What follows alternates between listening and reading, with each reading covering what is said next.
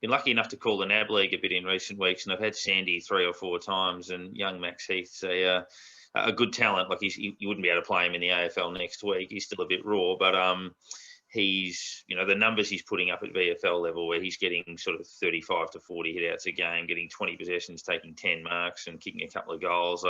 He's doing whatever he wants in the ruck. If he wants to thump it 20 metres forward, he can. If he wants to put it down someone's throat, he can. If he wants to take it out of the ruck, he can do that too. He just does whatever he wants in the bounces. I've hardly seen him lose one of those, but at times he'll drop behind the play and take marks. At times he'll just go and sit in the goal square and outmark 3 or 4 guys. He kicks well. So, it's still a work in progress, but at that level, he's tearing it up at the moment. So signs are pretty good for him.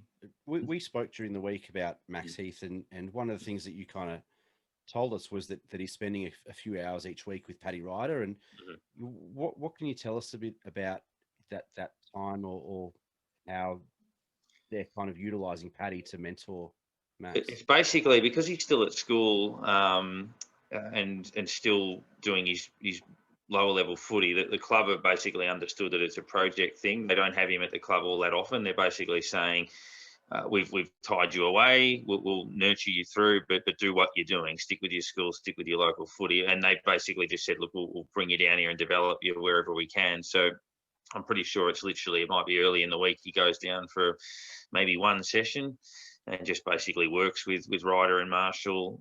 He's sort of a bit of a combination of the two, where he sort of wrestles a bit like Marshall does, but he's a natural leaper like Ryder is. And I just think he'll feed off those guys a little bit. It's just basically almost a day off from his schooling stuff to come down and just learn the ruck craft off a couple of guys, and which is invaluable. I mean, if you've got Ryder there and you need this heir apparent, then you've got to get him learning. He's probably a couple of years away from playing a bit of AFL, but yeah, that'll be really important for him.